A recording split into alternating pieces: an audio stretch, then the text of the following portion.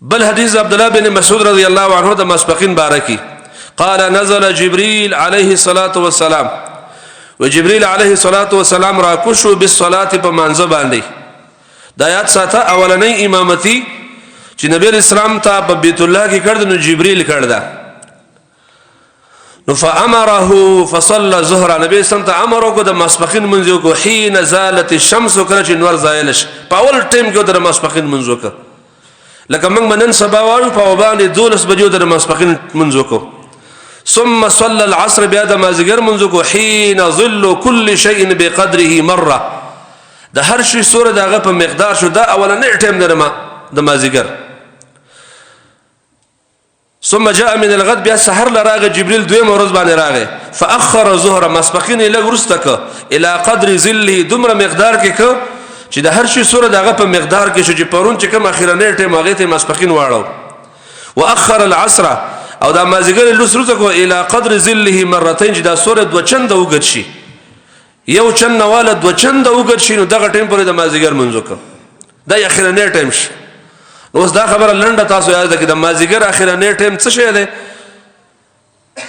نو د جمهور علماء رائے ده چې یو چن سوره یو چن چې ختم شو د مازیګر ټیم شروع شو مسبقین ختم شي او د بعضو اهل علم رائے ده لکه امام ابو حنیفه چې سوره د هر شي دو چند شي او د دو چندوالي نه ختم شي د مازیګر ټیم شروع شو اوس تاسو د احناف ملګری چې کوم دي په عام جمعاتونو کې منځونه کیږي بیګانه تاسو سوره ناب کوي دا درې چند نه وخت لري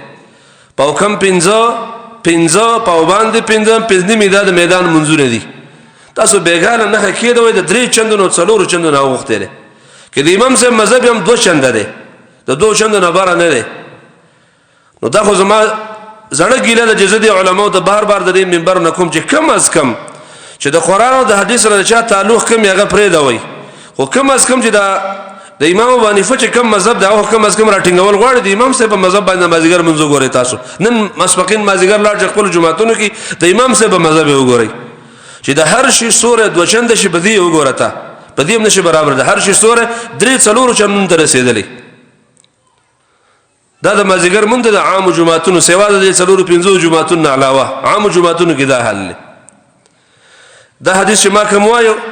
دا معتاد امام مالک د عام حدیثو کتابونو کې ده بل حدیث عطا بن ابي رباح وی دا تابعی ده دا د جابر بن عبد الله نقل کی قال سأل رجل النبي الله يسرد الله د نبی ته پوښتنه عن وقت الصلاه د منځر ټیم فقال پیغمبر ته صلی معي زما سره یو دور د منځونه وکړه د منځر ټیم بده تزد شي فصلى رسول الله صلى الله عليه وسلم الصبح نبی اسلام د سحر منځو کو حين تطلع الفجر کله صبح صادق راوخت اول وخت کې وتوکه سحر من تفصیل په خپل ځای کې کوو ان شاء الله ثم صلى ظهر بیا د مسبقین منځو کو حين زاغت الشمس کله چې نور د اسمان نه من لګ دی خواشه ثم صلى العصر بیا د مازیګر منځو کو حين كان فعل الانسان مثله د هر شي سوره دغه په مقدار شو ثم صلى المغرب بیا د ماخام منځو کو حين وجبت الشمس کله چې نور ډوبش دا یو ورځ ختم شو ثم صلى العشاء بیا د ماخستن منځو کو قبل غیبوبه الشفق دا د نور سرخیله نو پنا شوی د ماخام ماخستن منځو ته ګلګي وختي وک ثم صلى الصبح بیا په دوی مورد د سحر منځو کو فاسفره نو لګه خړه خړه پزمکه باندې پرې وته د سحر منځو وک ثم صلى الظهر بیا د مسبقین منځو کو حين كان فعل الانسان مثله د هر شي سوره دغه په مقدار کې شو دا اخرنې ټیم دی وره د مسبقین اخرنې ټیم دا چې د هر شي سوره دغه په مقدار شي نو دا اخرنې ټیم شي ثم صلى العصر بیا د مازیګر منځو کو حين كان فعل الانسان مثله د هر شي سوره دغه دو چند شو دا د مازیګر اخرنې ټیم دی بریزان پوي کا چې د هر شي سوره دغه دو چند شو دا د مازیګر اخرنې ټیم دی ثم صلى المغرب بیا د ماخام منځو کو قبل غیبوبه الشفق مخک د غیبوبه شفقنا ثم صلى العشاء بیا د ماخستن منځو کو فقال بعضهم ثلث الليل بعض ملګرو چې درې مشر شپې ده وقال بعضهم شطر الليل بعضو چې نیمه سره دا حدیث امام نسائی راوړل په سنن کې او امام طحاوی راوړل په شرح معانی الاثار کې دا الله د رسول دا طریقه و چې هغه به کوم ملګری راغی د سوال به کاوه چې د منظر ټیمونو هغه ته زمنګ سره منځ وکا نو 2 ورځې ته منځو کو یو ورځې په اول وخت کې وکړو 2 ورځې په اخر وخت کې وکړو ودا منځنه وخت چې کوم دی دا د مانځه وخت اوس د اخر وخت تاسو واورېده چې اخر وخت د ماسپخین څه شي د هر شي سورې دغه یو چن برابر شي د اخر وخت د ماسپخین دی دا تقریبا 1 بجه باندې کیږي یا په کوم 1 بجه باندې تقریبا کیږي تاسو وینئ او د مازیګر اخرنه وخت څه شي دی د هر شي سورې چې 2 چند شو د مازیګر اخرنه وخت ته وایي چې دا بالکل اخرنه وخت دی د دین ورسته به وخت مکروه داخليږي مکروه وخت به داخليږي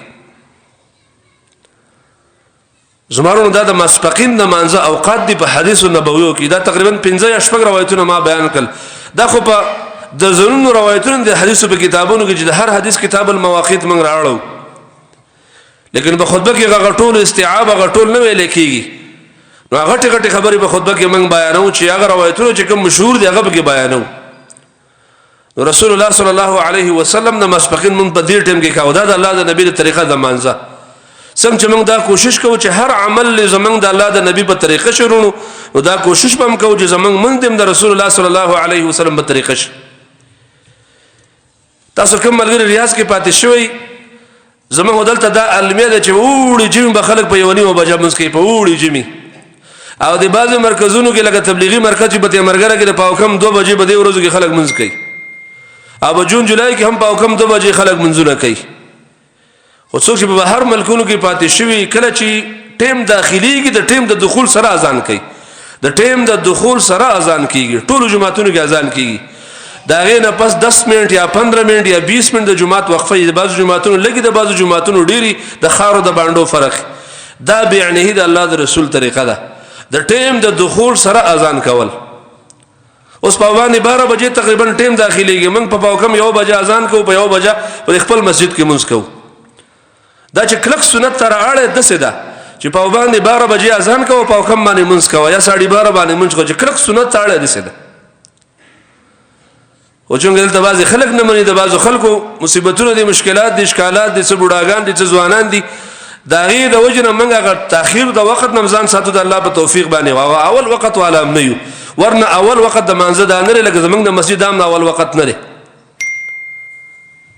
دی وجنه رونو د خپل ټول منځونه عبادت دا قران او حديث سید کول بکار دي چې زمنګ د عبادت او ټیمونو او اوقات د کتاب او د سنت مطابق برابر شي